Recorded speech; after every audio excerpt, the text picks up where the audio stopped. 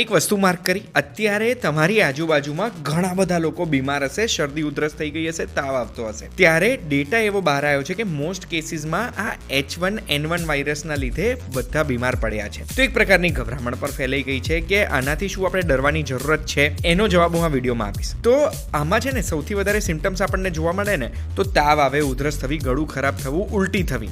એના સિવાય આ સ્ક્રીન પર દેખાય છે એ બધા સિમ્ટમ્સમાંથી એક થઈ શકે આપણને. પણ મોસ્ટ કેસીસમાં મિનિસ્ટ્રી ઓફ હેલ્થ આપણને જણાવે છે કે આ સિમ્ટમ્સ માઇલ્ડ હોય છે, સેલ્ફ લિમિટિંગ હોય છે. એની મેતે આપણે જ્યાં સિઝનલ ફ્લૂ થાય છે એ ફ્લૂ થાય અને એ આપણને સાજું પણ થઈ જાય છે. પણ જો આપણને શ્વાસ લેવામાં તકલીફ પડે, છાતીમાં ભાર લાગે, 2 દિવસથી વધારે તાવ રહે કે પછી દવા લીધા પછી તાવ ઉતરતો નથી, એવા સંજોગોમાં આપણે મેડિકલ એક્સપર્ટની એડવાઇસ લેવી જોઈએ.